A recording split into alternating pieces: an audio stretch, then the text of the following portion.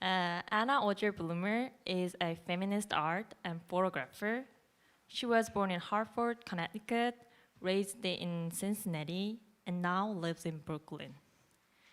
Through her work, Anna explores issues of maternity, family, femininity, and womanhood. Her widely published photographs confront the complexity of the seemingly contradictory states of being a working mother. Her photos have been featured extensively online, including Future Shot, Refinery 29, The Huffington Post, The Daily Mail, and Redbook. And she has received numerous grants from the Awesome Foundation, Chashama, and CS Art Cincinnati.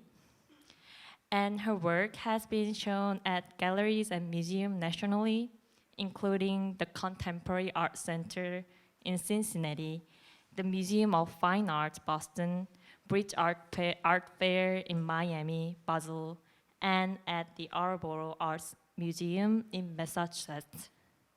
Anna recently concluded a feminist residency at Project for Empty Space in Newark, New Jersey, where she participated on the panel Grab Back, Taking Back Power Through Art. So Anna has an MFA in photography and related media from Parsons and a BFA from the School of Museum of Fine Arts, and she has been on faculty of the MFA Fine Arts at SVA since last year. It's my honor to introduce her, and please join me in welcoming Anna Ogier-Bloomer. The Wassaic Project is a 501c3 nonprofit organization that uses art and arts education to foster positive social change. They nurture connections between their artists and their neighbors by facilitating a mutual broadening of perspectives and respect across economic and cultural boundaries. They do this through community festivals, music and dance performances, exhibitions, artist residencies, a family residency, a fine art edition program, artist talks, and so much more. So you can see why I have asked Eve to come talk to you tonight. I came to know the Wassaic Project through friends in its early stages. We'd go up to Wassaic for the summer festival, and we would see the 7-story mill filled with art, and it's just an incredible sight. Last winter, I had the opportunity to participate in the family residency there, which is the only artist residency that offers an entire house to an artist and his or her children of any and all ages for whatever duration they design within the program's limit of 8 weeks. Needless to say, it was an incredible experience that blew apart my expectations of what an artist residency could be. The freedom I was allowed, the community into which we were all welcomed, and the supportive resources were all completely unexpected and so impactful. My husband and I both were changed very much from that experience. So I've invited Eve Biddle, one of the project's 3 founders, to come speak with us tonight to share how her organization got started, how they keep it always moving forward, and to inform you of their outstanding programs and how you can become a part of them, because I think that you should. And my hope is that we open up new possibilities to you, whether that's through exhibition opportunities or residencies for you, or you're inspired to start something of your own. So I will quote briefly Wassaic Project. We are of and for Wassaic, not just in it. Our artists and residents live right in town. We work out of refurbished historic buildings, and we keep most of our festivals and exhibitions free and open to the public. Wassaic is our home, and that informs everything we do. So I had a wonderful bio that Eve has just scratched out and said lots of cool places and things that they've done. But I will just name the other co-founders who are not here tonight, who couldn't be here, Bowie Zunino and Jeff Barnett-Winsby, who are the other 2 directors and co-founders. So Eve Biddle, who I will read a little bit about, if she lets me, is an artist who's passionate about public art and its powerful effect on community. Biddle has been commissioned by Philadelphia Mural Arts, Indianapolis Arts Council, New York Cares, North Brooklyn Public Arts Council, and local projects at 5 Points. In collaboration with her husband, Joshua Frankel, she has created over 16,000 square feet of public murals across the country, to which Time Out New York magazine says you should make a beeline, and I agree. She holds a BA in art history from Williams College. So now Eve is going to take us through a little bit of the history of Wassaic and give you an idea of the different programs that we offer. Following the presentation, we'll have a conversation, and then we'll open it up for audience Q&A. Thank you, Eve. Thanks, Hannah. Hi, guys. You know, Anna gave us a sort of introduction here. This is me, Bowie, and Jeff, generally having a good time. We do a lot of different stuff in Wassaic, and it's all really rooted in our community. So we're going to sort of start with place a little bit first. So Wassaic is at the end of the Harlem Valley line, which is the Metro North now, and it was a center for agricultural activity. First it was iron smelting, then agriculture. This is sort of some of the historic buildings that were in town. And this is sort of skipping ahead to the 50s, and behind this like crew of guys, you can see the Maxon Mills. And this building this is in the 1950s, the kind of heyday of the activity of this town in terms of agriculture. So all the sort of old timers in town have all worked at the buildings that we now occupy. So this is tricky territory to occupy, right? And we're sort of coming in, these like youngsters from New York, like 20-somethings, you know, who are essentially outsiders, coming in to make an art project with a bunch of weirdos, like, you know, like us, right? So it has been fantastic, and our programming has really been a collaboration with this community, partly because when we arrived, the building looked like this. So it was falling apart. It had been basically abandoned by the agricultural business and essentially left to be kind of a blight in the middle of town. So now the building looks like this. It's renovated. We did not erase the history of the building. We're really working with we work with our community. That's a big difference, right? Like doing programming for a community or with a community is really, really different. So this is some pictures of exhibitions inside the mill. We've been doing exhibitions for 11 years. This is our 10-year anniversary season, but at your 10-year you get a bonus year because you go from 2008 to 2018. We've worked with probably about 1,800 creatives over the past 11 years, exhibiting artists in the mill, doing public programming, including art, dance, film, and music. We throw a summer festival every year that brings between 10 and 25 bands to town. We double the population of town when we throw that festival for the weekend. And we run part of it with our local volunteer fire department.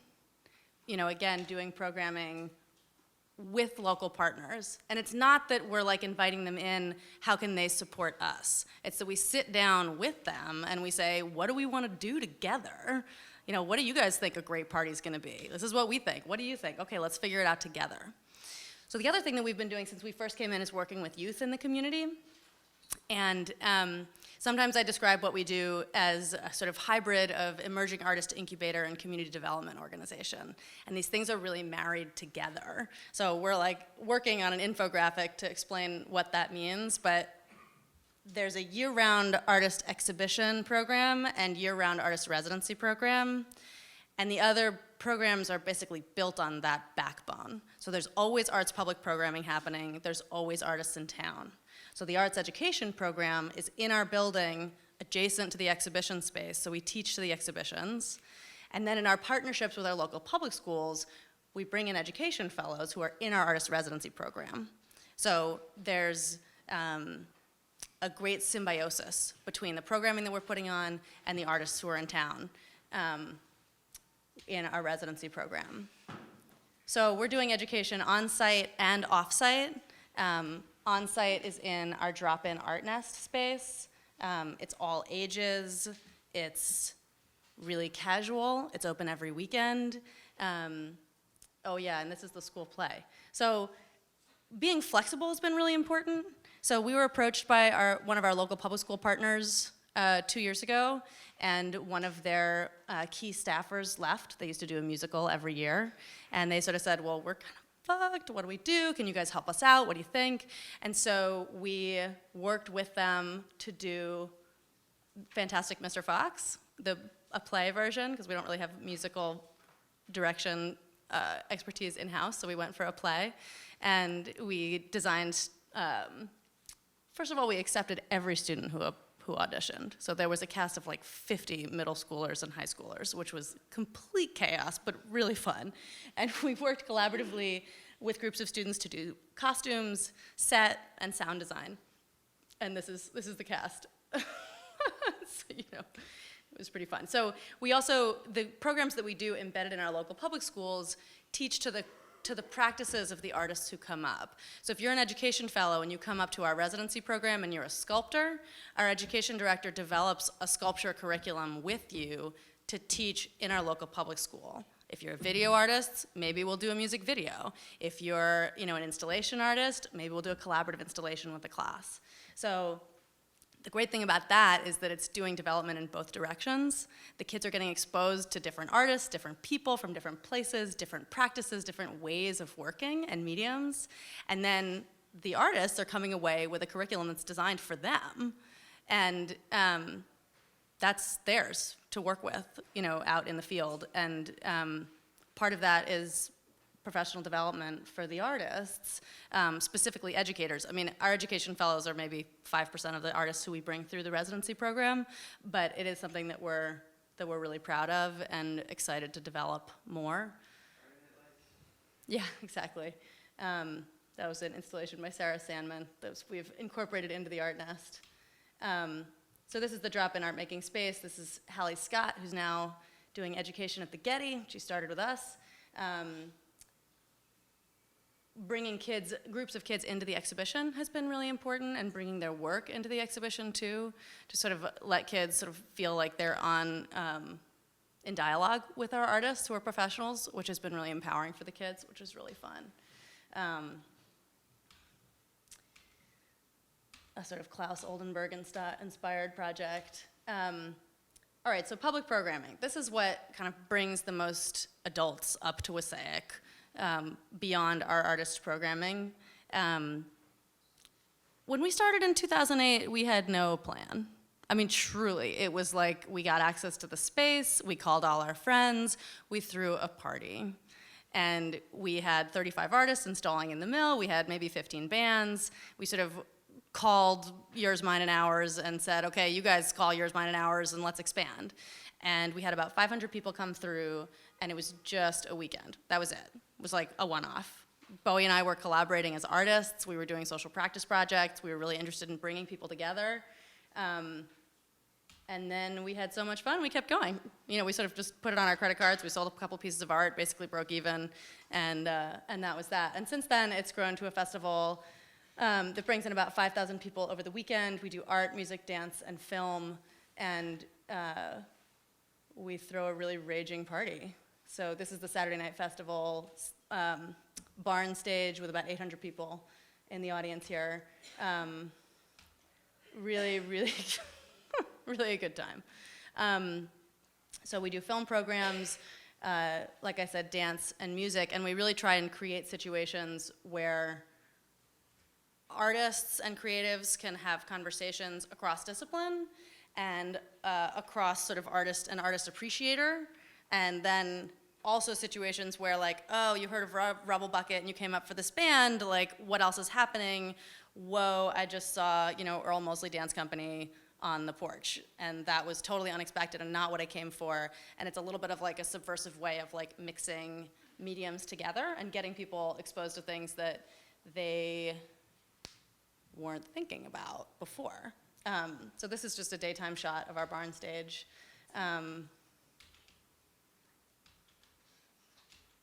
Pretty congenial atmosphere. So for an artist, the relationship often takes about a 2-year arc with most of the artists that we work with. So an artist will find out about the artist residency program, apply to the program, go through the jury process, interview with the staff, 4 or 5 months later, come do a residency program in Wassaic. While an artist is in residence, I'll do a studio visit with them. Will Hutnick, our residency director, will do a studio visit with them. And then you go home. And then you're asked to submit a proposal for our summer exhibition. So usually the catchment is January to January. If you've come as a resident, you submit a proposal by the end of January, and that following summer, you're included in the summer exhibition. We don't guarantee inclusion in the summer exhibition anymore because we ran into some trouble with some challenging artists, but the goal is to include everybody. So everyone who's interested, right? Because it doesn't always fit into someone's practice to do a big group show. But if they're interested, you know, you apply, you submit a proposal, we have a conversation about it. You come up and install in the spring. The show is up all summer. Work is for sale. We do consign works from artists. It's like a membership program that you only have to pay into if you make money from it. And then you deinstall and you go home, and then hopefully you come to our alumni events and you hang out and you come to the Haunted Mill, which is happening on Saturday. If anyone's looking to get out of town, it's gonna be an amazing party. And so that's the arc of working with an artist. So often our artists are unrepresented, though not always. Yeah, so this is the Luther Barn. This is where our summer studios are housed. These are some pictures inside the studios over the years. They're pretty distinctive studios. This is a project that happened in the barn field. That's sort of a space available to artists. We run group critiques during the residency. We bring in visiting critics, artists, curators, writers, and we do staff visits as well. So that's sort of the basic professional development that happens in the residency. We've got a pretty well-equipped wood and metal shop and a silkscreen studio. This is Eliza Myrie making a print with Scott Porcelli, who was our print fellow a couple of years ago. The print fellow program, the print edition program is really interesting, and actually Anna and Delana were just up participating in that. And a lot of the programs that we started because we had a limited set of resources at our disposal, right? So the print shop we started because a friend of ours was living in our housing and she was a printmaker. So she helped us build out a print shop. Okay, we've got a print shop, what do we do with it? Brienne was around for a year or two, she moved on, she's teaching in Iowa. What do we do now? You know, okay, well I guess we should get a printmaker in for the summer to run this shop. All right, great, we started paying someone, you know, $300 a month for 6 months. Okay, we've got a room in the intern house and a studio. Okay, great, that's part of the package, perfect. Someone who's graduated from an MFA print program, they wanna run their own shop, get that on their resume. Okay, we've got this like 6-month job, great. So we do that for 2 years and we realize that they're really underutilized, right? The artists are coming up, they're using the shop sometimes, but not always. All right, what do we do with the resources that are in front of us right now? So we said, okay, compensation's gonna stay the same, though now the cash has increased. And we're gonna invite 10 artists up every summer. And each of those artists is gonna make a print edition with our print fellow, and the print fellow is gonna take home one of those prints. And the Wassaic Project is gonna take some of those prints. So now we've made print editions with about 35 artists. And the result of that is we have this beautiful collection of prints. We've got a collection of prints that we can sell and fundraise to bring more artists up to support. And the artists who've come up, we don't exert any artistic direction over them at all. We say, all right, I like your work, you're invited to this program. If you want feedback, great. Super happy to give you feedback if you want it. You wanna make something crazy that's totally outside of your practice? Be my guest, go nuts. Which is not so usual. Usually it's like, okay, you know, you make paintings of boxes, like can you make a print of like this box right here? So trying to stay artist friendly and trying to maximize the resources that we have in front of us. Our artists do often, this was actually a dinner that a resident threw during her residency program, and we sort of try to make the resources that are available to us available to our artists too, and encourage them to use our spaces. So,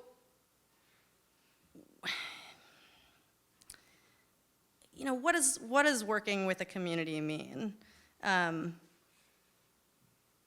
think that a lot of community workers and people who talk about working with community don't always define what that community is. You know, like, oh, we want to reach out to the community. What the fuck does that mean?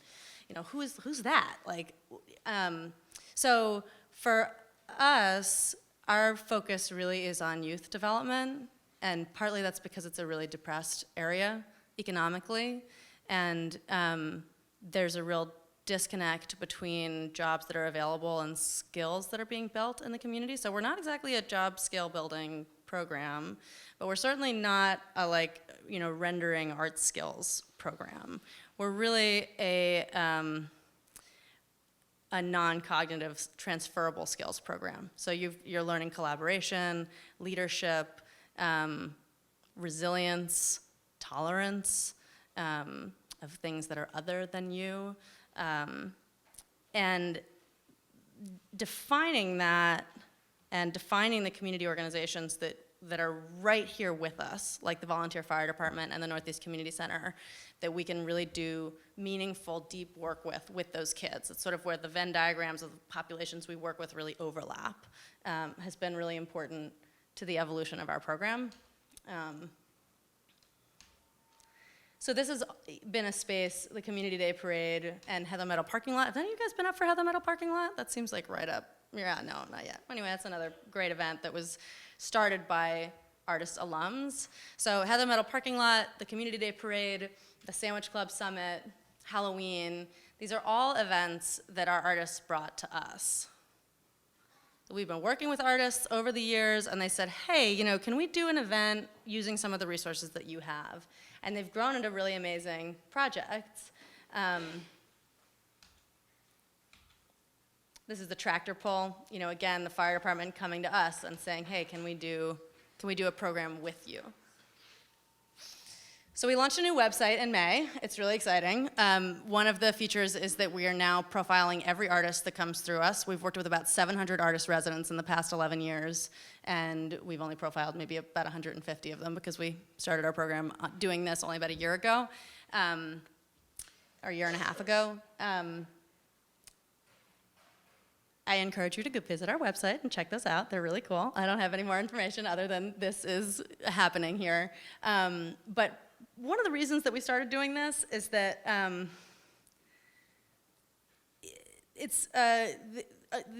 art world's a strange place. And the model of what is art and how artists get supported has evolved,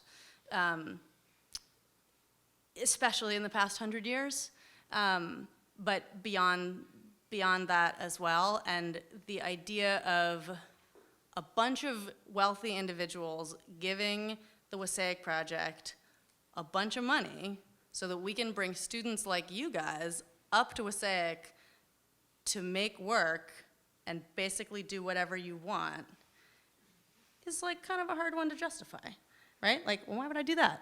Why should I give a bunch of artists money? Unless you're sort of already in the art world and you really understand that culture making and culture makers are totally essential to the fabric of society.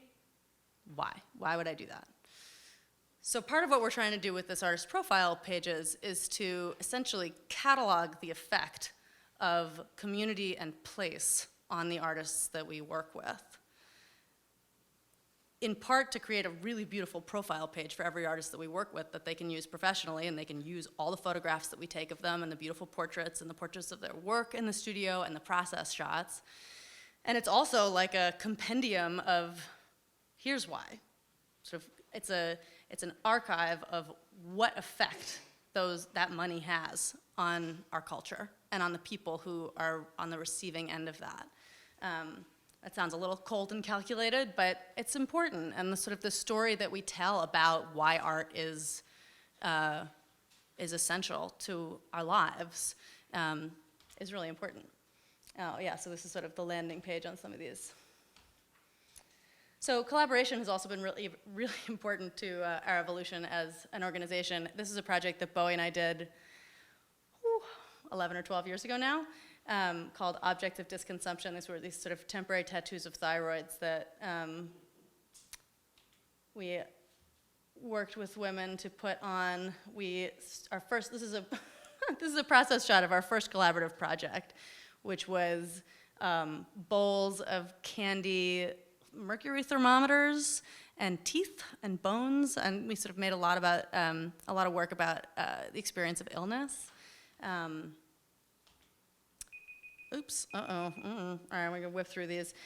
This is a project that is an artist project that Bowie and Jeff and Brianne Trammell conceived of in the luncheonette in Wassaic. Sort of, now that we've sort of built ourselves up, like what can be built on top of our foundation, right? Like Heather Metal Parking Lot, the Sandwich Summit, Halloween, these are artists coming to us and building on our foundation, like standing on our shoulders, sort of saying like, okay, look, we've got this base of resources, what are artist ideas that we can sort of put forward?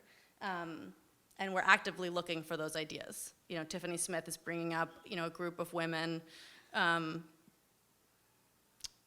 around Thanksgiving to do a women-specific professional development workshop. She brought that idea to us, and we said, great, here's the space. Here's some resources. Here's all our printers.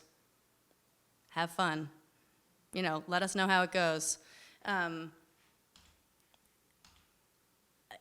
This will sort of get to something that Anna and I are going to talk about a little bit, but this is a mural that Josh and I did on the side of a residence house in town, giant crawfish crawling across the building.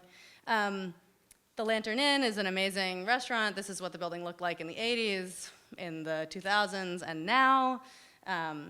Again, really critical to community building. This is the same, Jeff, my co-director, manages the bar and the restaurant, little like happy Venn diagram there. But having a bar in town, having a place where social gathering can take place is really important, especially in a small town. And one of the interesting things about our programming at the Lantern and in Wassaic is that we're one of the only places where class, race, and political views take a cross-section and just hang out, especially upstate. I mean, I think that New York City is probably more segregated along each of those lines than we'd each like to think, but upstate is like really divided. And that's something that we're really, really proud of, both that adults in sort of all of the spectrum of those buckets can come together and feel comfortable, and that in our education programs, there's really overlap. So, you know, there's a lot of expensive camp options upstate that only serve a subsection of those groups, and then there's the public schools. And, you know, Armenia is a town with 70% trailers for housing stock, and I can walk to Beyonce's manager's house. So there's that. There's really a lot of divide. And as we've sort of been doing this for 11 years, you know, what's most important? Is it supporting emerging artists? Yeah, that's important, totally. That's the backbone. And in our particular political climate, fostering tolerance and conversation is also really important. So that's why the Lantern laws are up there. No politics, no religion, no hate speech. When in doubt, be polite. Yeah, so well, that kind of covers why we get up in the morning. We can keep talking about that. And that concludes my presentation at about 22 minutes. Let's just start with the beginning and how Wassaic Project got started. Yeah, so Bowie and I graduated from Williams in 2004, and we were friendly, but not like besties, and we didn't really stay in touch. I moved back to New York, Bowie moved to LA, and in 2007, so just a few years after school, though you guys are closer to that than I am, it can feel like a really long time, a mutual friend of ours who we had collaborated with a lot in college was hit and killed by a car in Brooklyn. And she had graduated a year after us and opened a gallery in Brooklyn called Work Gallery, in what she called the Red Tin Shack, way down at the end of Union Street on Van Brunt.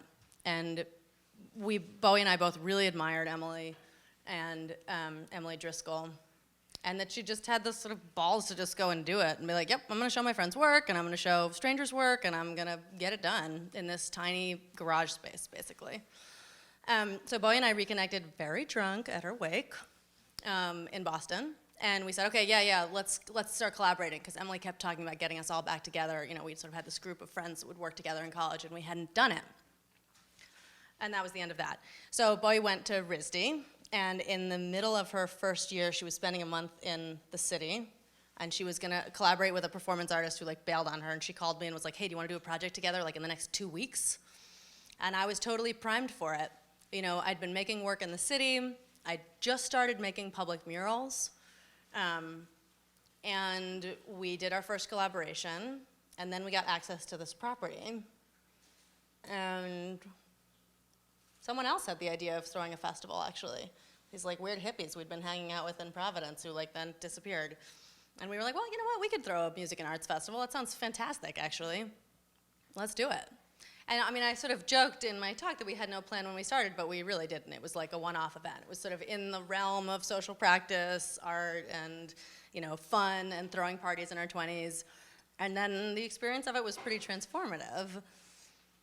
And by 2000, so that was 2008, and by 2010, we had our core programs in place. So exhibitions, residency, public programming, and education. Is that So helpful? yeah, so one of those things is it's important to take away from that is collaboration and just these relationships that you're building with people, and how flexible you all were to just call each other up and say, hey, we should do something, even after you had, you know, disconnected. So I think that's a really important point for these guys to keep in mind, because right now you're meeting your future collaborators, right? Yeah, I mean, the takeaway is like, you can do it. If you like write the budget and you're like, shit, it's too much money, scale back. Do something smaller. Do something shorter. Do something with fewer people. You know, do something. So Yeah. so there's two things that I want to go to from there. One is space and one is money. So let's start with maybe the space. How you guys have gained access to these things and over time, and how you're adding them to, and yeah. Yeah, I mean, in truth, we were really lucky with both. And part of getting access or doing what you want is talking about it, right? I mean, if you have an idea and you keep it to yourself, waiting for the right opportunity, it's probably not gonna come along. You know, the example, and this is sort of not actually totally Wassaic related, but the example of how I did my first public mural, I was involved in a group of women who hosted other women who came to New York City for second-term abortions. It's a 2-day procedure. A lot of women who come to the city don't have any money. They need a place to stay. So either they sleep on the street or they sleep in the homes of volunteers. So we were hosting these women in our homes. You'd host someone once a month. And there would be like these get-togethers for this group of women, right? Total affinity group, right? Like, this isn't my work, it's just something that I believe in. On the subway ride home, after one of these meetings, I'm with this other woman. I can't even remember her name. Ooh, I should look her up.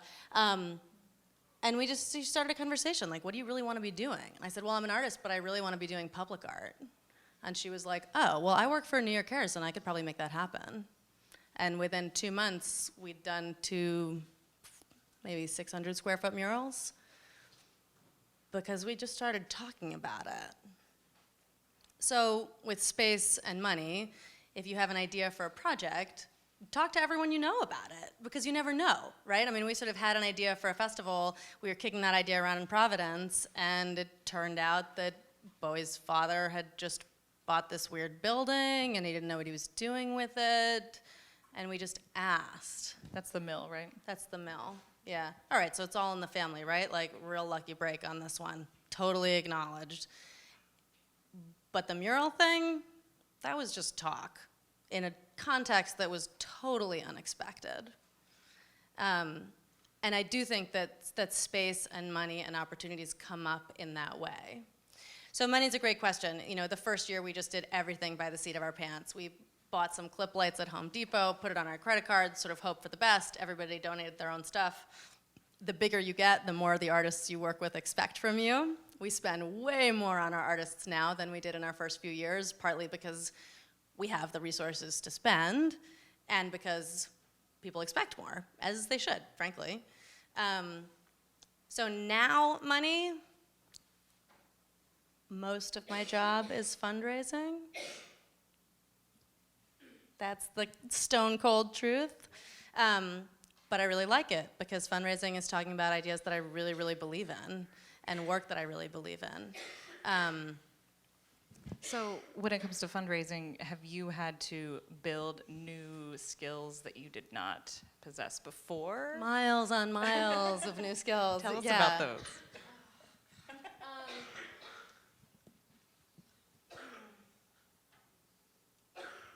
Probably the most important thing is believing in what you're doing.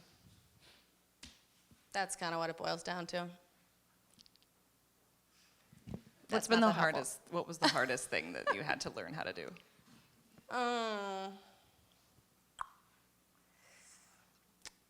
Ask for money and say no to artists. Say no to applications, say no to resources that are asked for, say no, this installation is not done yet. You are not finished. This piece sucks. Go back to work. Not so mean, but sometimes so mean. You know, probably one of the hardest things to learn is that when you start a project that is this big, you're not gonna make everybody happy. I make most of the people that I work with happy, but not everybody. And I think that's probably been the hardest thing to learn.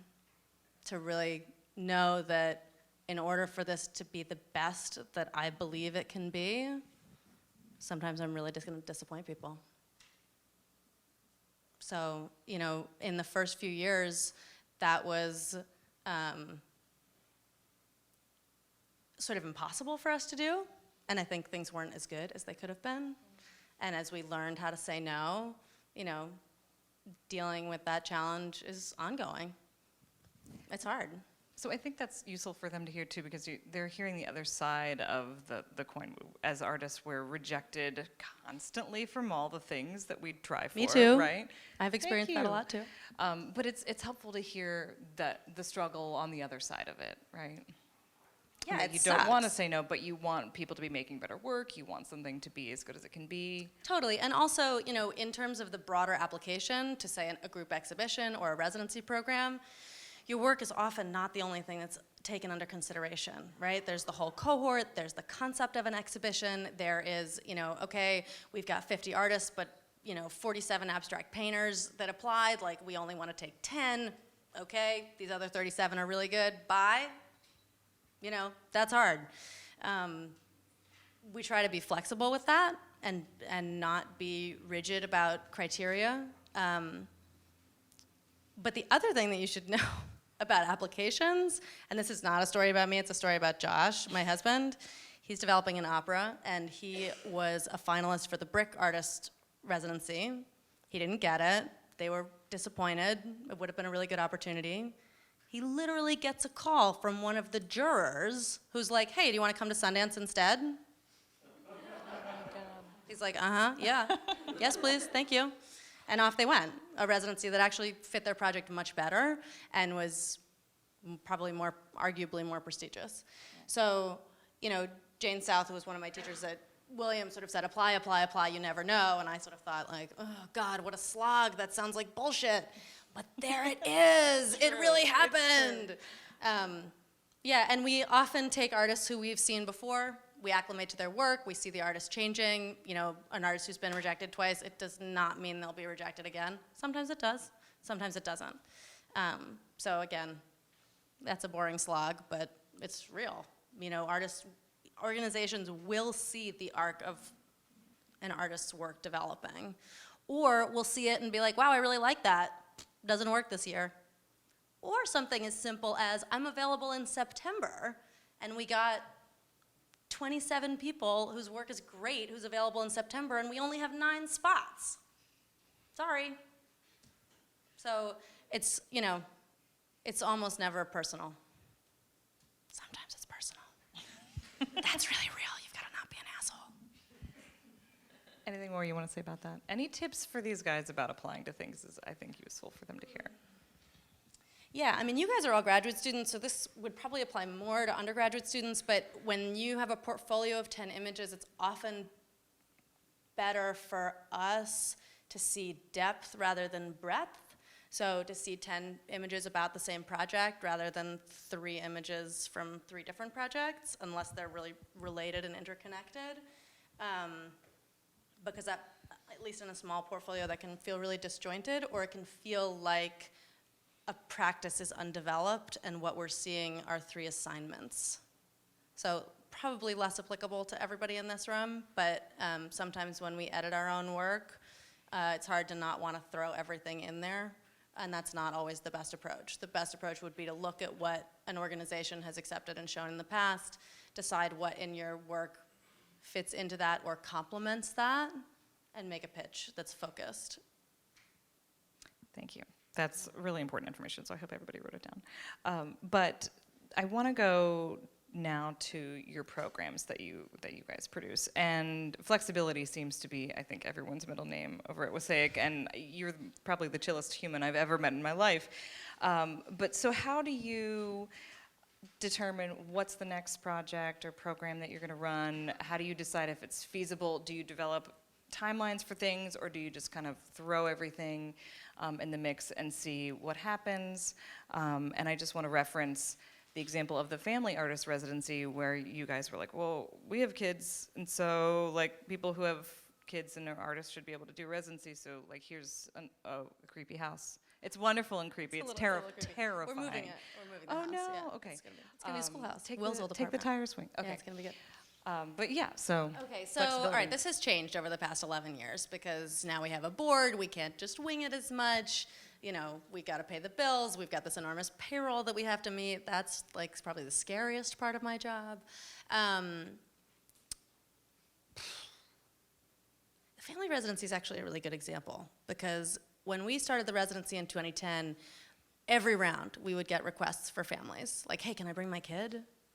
What do you guys think? Because we didn't say for the that, summer residency? yeah, for whatever, you know, Oh, summer the or winter, standard right? one, We'd okay. get requests for sure, and it took 7 years before we were able to accommodate those requests. And again, really, we were only able to accommodate it because we realized that we had a resource at our fingertips already. When we did the family residency, it didn't add $1 to the bottom line.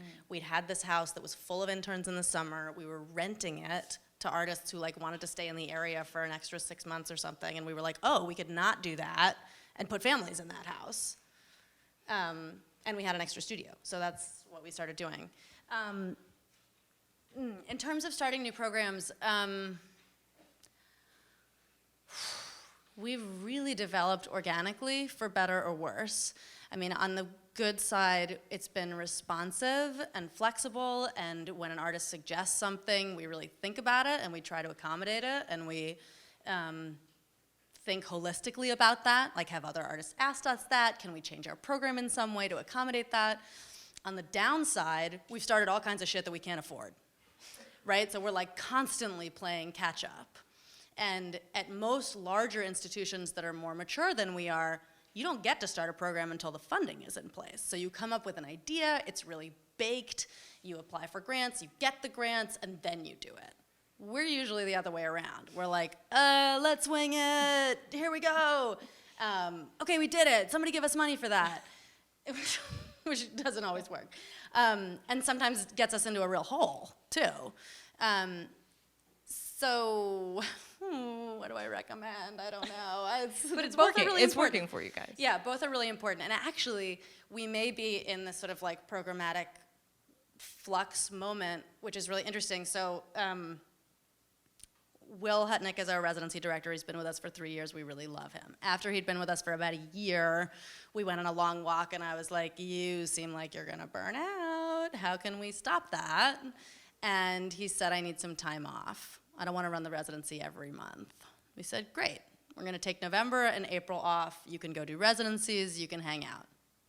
But then we had 9 bedrooms free, and we were like, what can we do with these? Fun. Like, hey, let's run some stuff. And so actually it was Will's idea to start hosting free retreats for artist-run organizations. Wow. So we've done 2 months of that, and we have 2 more fully booked. We're coming up on November now. That's when Tiffany Smith is coming up. We've got auxiliary projects coming up, Tiger Strikes Asteroid, Fjord. In the spring, we've got Open Engagement, Black Lunch Table, Material Girls. We overbooked ourselves this year. And we are starting to have conversations about how we can take some of these organizations that we've worked with for like a week or for 3 days and really like blow out that programming and see if we can make it more robust. Partly because it's fun working with other organizations. We're collaborative by nature, and because it expands your network, it expands your opportunities, expands your resources. And it's fun, probably first and foremost. So that's sort of something that we're thinking about. It was a way to try something small. It was amazing to see the need for this. We were like, oh, we'll open this up and start talking to people about it. Maybe someone will want to come up. And it was like wall to wall booked basically immediately. So great. We were like, oh, shit. It seems like you guys fill every minute that you have that opens up. You're like, let's do something now. Like, there's a space. Let's do something here. Yeah, strength, weakness, you decide. Right. So the three of you must have different personalities. I mean, I know that you do, different strengths. How do you work together? How do you manage conflict between the three of you? If there is any, maybe there isn't. We've worked together for 10 years, right? And Bowie and I knew each other for, I don't know, 6 or 7 before that. And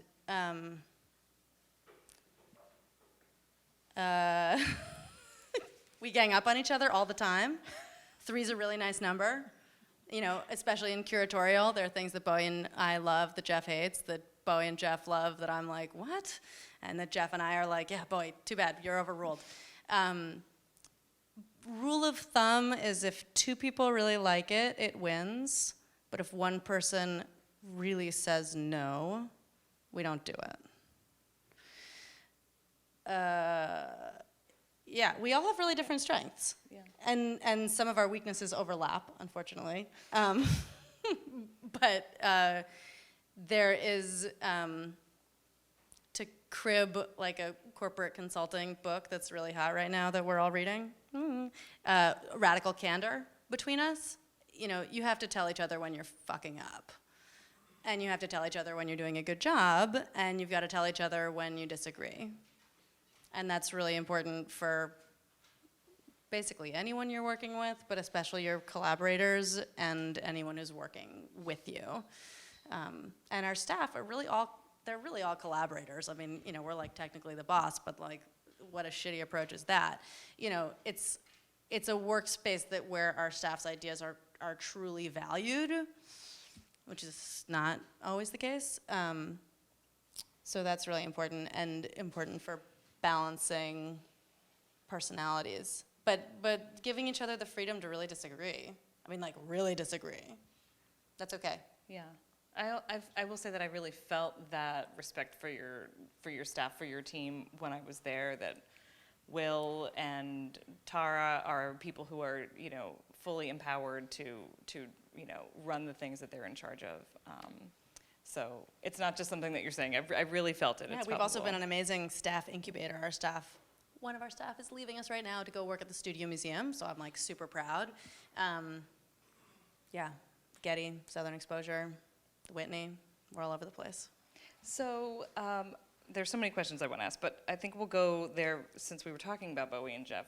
Maybe all three of you are artists, right? So how do you manage making your own work? I know Bowie defines herself as a social practice artist now, so this project fulfills that for her, but Jeff's also a photographer, you're a public artist, so do you have the time that you want to make the work, or? I mean, you know, depends on what day you ask me. I still make art. I still love to make objects. I do consider Wassaic Project part of my art practice, sort of in the realm of Rick Lowe and Theaster Gates, and Lily Yeh, and you know, Mark DeSuvero, and sort of there's a long, rich history of artists creating collaborative space, and collaborative space that outlive them, you know, that outlive their involvement, which is, you know, eventually a goal for Wassaic Project. Yeah, my dad's in the audience today, and he's a photographer, and my mom was a sculptor, and I manage her estate, and we actually have a little family opening happening on Thursday night in the East Village. You guys are all welcome to come. I have some cards. It's going to be fun. What's the name of the gallery? It's in our estate space. Mom's work is represented by Davidson Gallery over in Chelsea. We have a show opening of her work in January. But with my work, it's all overlapping. I mean, Josh and I drove an art car for a decade, which we sold to a friend and haven't gotten around to vinyling our Subaru, but, making prints in the Wassaic Project print shop, making the Wassaic Project, making sculptures, working with my parents' art, driving an art car. It's kind of all the same practice. You gotta just own it. So it depends on the day, the week, the month, the season. Depends on what I'm working on. But allowing that to overlap has been really exciting. So a great example of that is we did a public service announcement in Wassaic about this invasive plant in Dutchess County that if you touch it and then get that oil exposed to the sun, you get a blistering burn, which actually is also true with lime juice, so careful with those margaritas on the beach. So I worked with our print fellow, our graphic designer, and a local farmer, and we collaboratively made that PSA together. And then we used our marketing team to distribute it with our posters.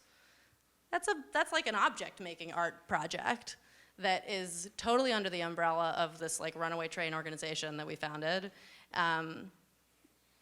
but is a physical piece too. So it's social practice, it's a print, it's a collaboration, it's a PSA, it's living under all of these umbrellas. So name it whatever you want, but really it's art. So I think that's a good segue into community engagement. So you already talked about it a little bit, but that's a great example of how you guys are doing projects that are really within the community. When I was up there, I was hanging out at the Lantern at the bar and talking with, now I'm forgetting his first name, but Luther Barn. This is Dave. Thank you. This was his family's barn, and they're hanging out at the bar, and we're all together and we're chatting, and it was an amazing feeling. So, can you talk about other ways that you have stayed in the community and any challenges that have arisen from that? 7:30. Oh, thank you. Sorry, I told you to tell me, and I'm not even looking. Okay. Look, like working with a community is like managing relationships, right? I mean, you guys are in like 70 relationships with each other right now, right? Like, how do you deal with being in a studio together? How do you deal with your professors? How do you deal with the other departments in the school? How do you deal with your friend groups? How do you deal with your work friends, right? I mean, there's a lot of the same stuff, right? Like, you try to make friends, you try to figure out what the other groups need, you try to figure out where that Venn diagram of needs overlaps with yours, and it's constantly shifting. So thinking that you've like set up a partnership and your work is done, that's not correct. You set up a partnership and then you have a partnership for the duration of your partnership, and the needs on both sides will change, and you have to be dynamic and responsive.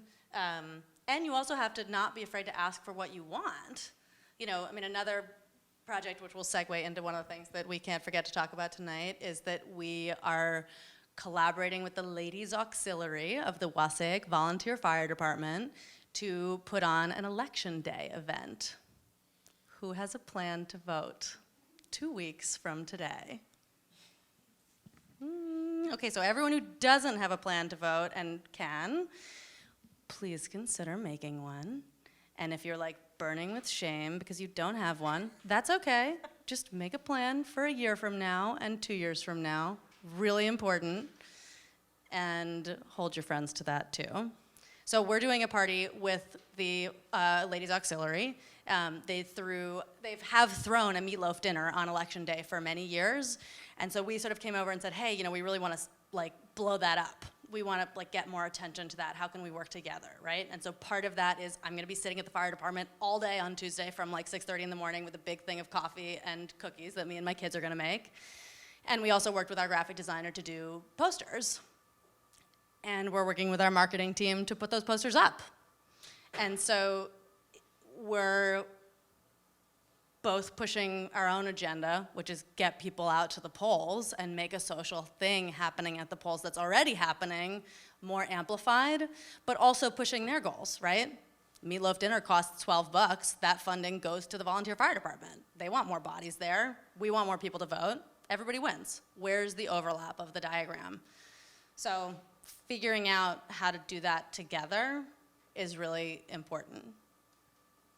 So there's a fantastic New York Times article about Wassaic Project from 2015. I recommend that you all go home and read it. But one of the examples that's cited in there is that there was a flood a few years ago, and you guys went to Home Depot and bought pumps and pumped the water out of the basements of not only the Wassaic Project buildings, but everybody's homes that needed it in the community, right? So that's... I give Jeff all the credit for that. Okay, let's give Jeff the credit, yeah.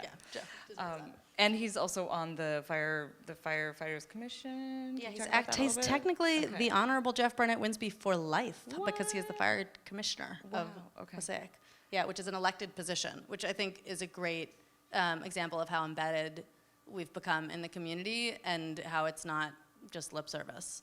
I mean, he is like holds an elected office in the fire department, which is like totally old boys, old girls,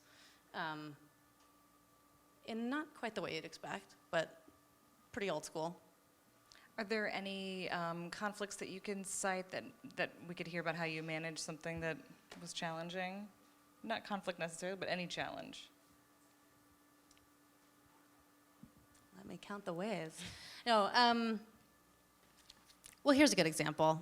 You know, Election Day is actually a really good example because we did something like this last year, but we didn't quite get it right last year.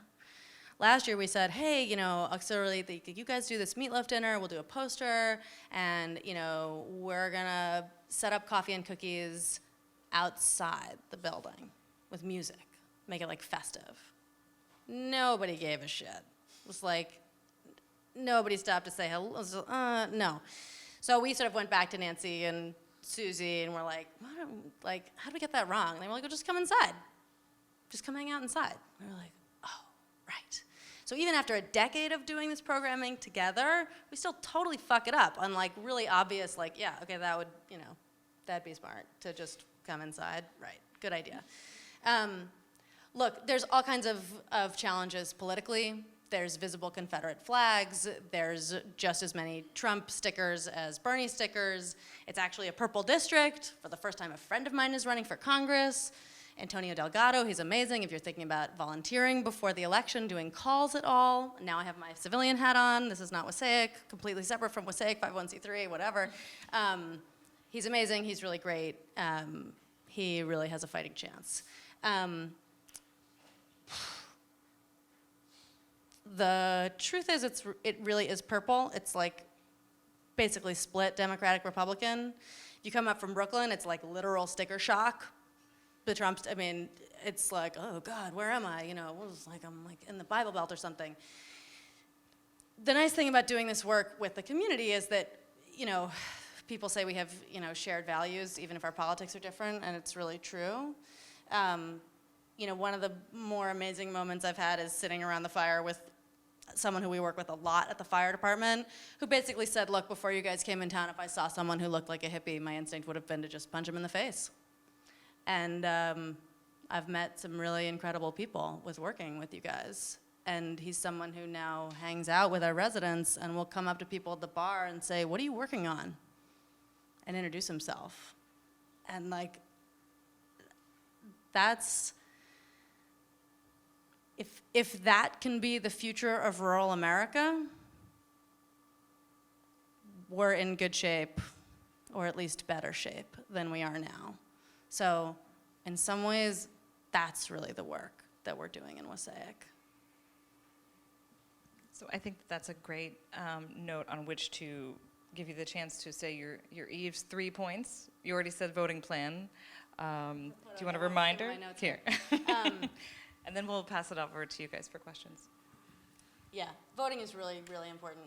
I won't harp on that, but it's really important. But the other thing to remember is that you guys have a voice as artists, not just in the classroom or with each other, but you have a voice with art institutions, that if you see something that isn't working for you, it's probably not working for other people, and you need to share that. You know, again, don't be a jerk, but speak up. You know, we don't always get it right, even when we're run by artists. And it's really important to share your voice. And then beyond that, I saw Darren Walker speak recently, who's the president of the Ford Foundation, and he really sort of said it best. Artists are a mirror for our culture and society, and it's our job to hold up that mirror and make sure that people don't look away. So if you're a painter, if you're an installation artist, if you're whatever, think about something bigger than yourself and outside your studio. And even if you're like an abstract painter, that's okay. That doesn't mean that you're not political. That doesn't mean that you don't have a voice. That doesn't mean that that you can't be provocative in some way, in some space. That's our responsibility as culture makers. It's all of your responsibility, is to make a positive difference in the world. At least that's my humble opinion. I think that's a great note to end on before we transfer to questions. But Eve, thank you so much. Since you have experience with this, Eve, when someone's starting a group starting an organization, a lot of times when it's growing, you hear that now it's time to start a 501(c) or an LLC, or you have to do the legal and financial things to grow. And I think that's a point at which a lot of people say, oh no, I don't want to. So would you have any recommendations or stories about? Yeah, don't do it unless you really have to. Yeah. Okay, yeah, that's really good advice. But how are there organizations that you worked with that helped you get through that part? Volunteer Lawyer for the Arts is really amazing. We didn't work with them. We should have. They're great. Fractured Atlas is really fantastic. They have a fiscal sponsorship program that's basically open to all comers. Fiscal sponsorship is basically your idea becomes part of their umbrella. People give them money, they take a percentage, and then they give it to you. You report it as income, but the people who gave it to Fractured Atlas can take a tax deduction. Feels safer than just like writing your buddy a check too. NIFA has a fiscal sponsorship program too, but it's highly competitive. If you can get into it, they have a lot of really great artist professional support. Fractured Atlas is a little bit of like a catch-all, but it's still a good program, and actually their artist services are sort of getting better and better. Yeah, the administrative stuff associated with forming a company is kind of a drag, so I would say stall as long as possible. We did it when we realized that we had to fundraise really aggressively with individuals, and larger organizations, most larger grants, will only go directly to 501c3s, not fiscally sponsored programs. And you do have to distinguish in grant applications. So once we sort of reached a certain critical mass, we sort of said, okay, we have to incorporate. Because you have been running this project for like over 10 years, over a decade.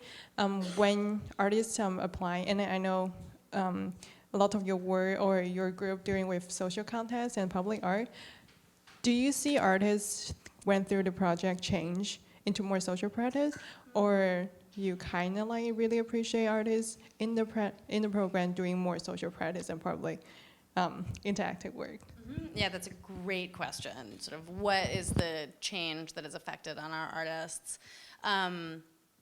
Okay, so it's sort of two things, right?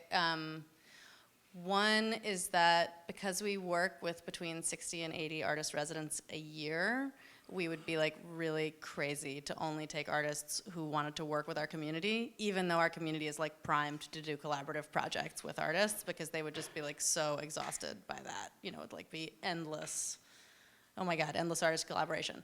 So we definitely are interested in artists who want to do social practice projects with the community. What's interesting, and a place where our program may really need to change, is that you can't really do a deep project in 1 to 4 months. So what does a residency look like if we commit to an artist over a number of years, or for a full year, on site. We don't know. These are things we've been kicking around for a couple of years. It took us 7 years to do the family residency, so it might take us like 4 or 5 more to do that. But that's something that we've been thinking really seriously about. That said, there have been some great kind of like one-off projects that, because of that basically 2-year arc of working with artists, we can keep bringing artists back. So if they do a residency in the summer and they do something collaborative, we can show it the next year, bring those people back in, sort of feel like there's a continuum. I do think that people's art practice changes. You know, one of the things that is really important when you do social practice work, and I'm sure that this has been maybe has been a topic of conversation in this MFA program, it's certainly a topic in social practice programs, is to not come in and take from people, right? Like, just because you're doing a project with them does not mean that they're getting anything out of it. They're doing you a fucking favor.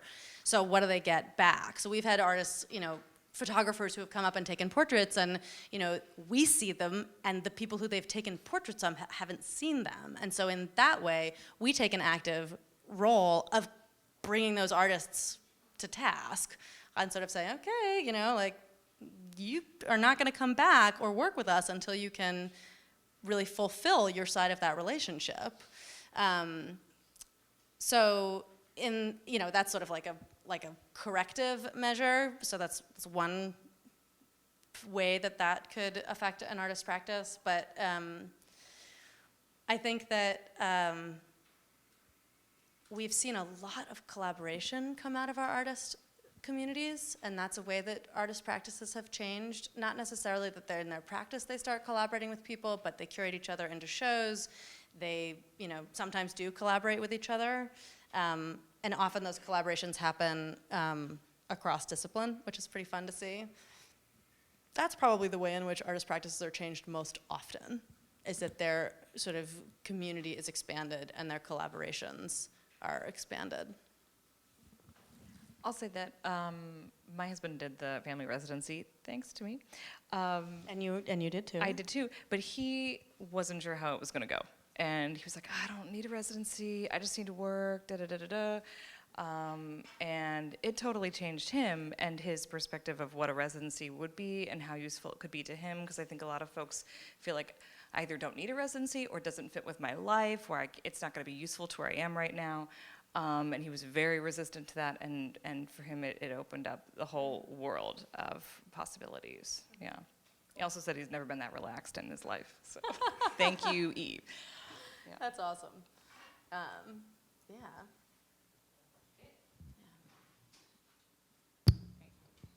Maybe this will be our last question for the evening. Yeah. So it seems like full-time job. Yes. It seems like it. It seems like a great one. Yes. How has that been for the past 11 years? Like, when did it become? Underpaid. When did it become a full-time job? How did you transition to it? Did you, all of you? Like, what is the story there? Tell me. Well, yeah, we like joke. I joke that Wassaic is like a runaway train. Like, seemed like a good idea at the time, and has now like just completely taken over my life. But that's not totally true, because I'm doing all this other stuff. And all right, so we are paid a salary. It's very modest, but you know, like, it's $40,000 a year. So the past year we had 7 people on staff getting paid $40,000 a year plus a health insurance subsidy. Like, you know, could be worse. It's not amazing. That's pretty new. We started salaries for our staff before we started them for ourselves. We've been getting paid something for maybe 7 or 8 years, but it was really small at the beginning. And it wasn't a full-time job at the beginning. But there's like a hump, right? Like, you kind of get big enough, and all of a sudden you're working basically full-time, but you're not quite getting paid enough. And in order to get it all done, you've got to hire someone else.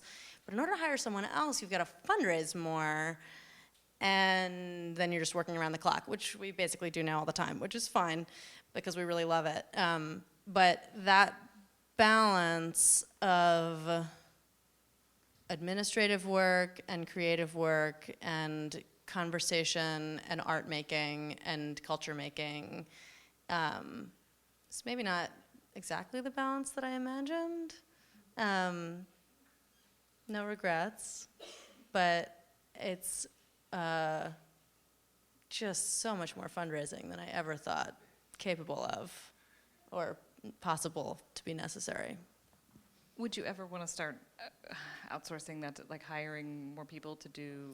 So that's the things hump for you? thing, right? To hire a really amazing development person is like $100,000 a year. So we can't afford it yet. But if we fundraise some more, maybe we can. So more work on the fundraising. You know, it's also part of the reason that we don't fundraise more than we do is because we really love to do this other stuff, right? Like if I took my half-day studio day a week and like only wrote grants, would we be able to afford a development person like in 2 years? Maybe. Would I give that up? No. So yeah, that we're sort of, I thought we'd be getting over this hump like 2 years ago, and we've like somehow doubled our budget and like not over the hump yet, but we'll like get there one day. No, it's interesting. We have two staffers leaving this month, and so we're sort of doing a staff restructuring, and it's been really interesting to be at a, I mean, our budget's like $650,000 a year. I thought that when we started with $6,000 a year, I'd be able to do like whatever I wanted. If I had $500,000 a year, oh my God. But you don't. We're still triaging this stuff. Our residents still pay a small fee to come. We still don't cover travel for all of our exhibition artists. You know, we pay our visiting critics $150 a month. I'm getting paid $40,000 a year. I don't have health insurance. You know, it's like, I mean, my husband pays for our health insurance. Like, you sort of look at this number and you're like, oh my God, like freedom, awesome, I can do whatever I want. And I'm still triaging the budget, where I'm like, wow, to do this and to like really support the artists we're working with and really take away the economic barriers and really support our staff, we have to double. We have to do the same programming and double our money. So more fundraising. So, but that's also like, if you're thinking about starting something, it sounds like some of you guys are, what is the scale that you want to be? And growth isn't necessarily the right thing every year.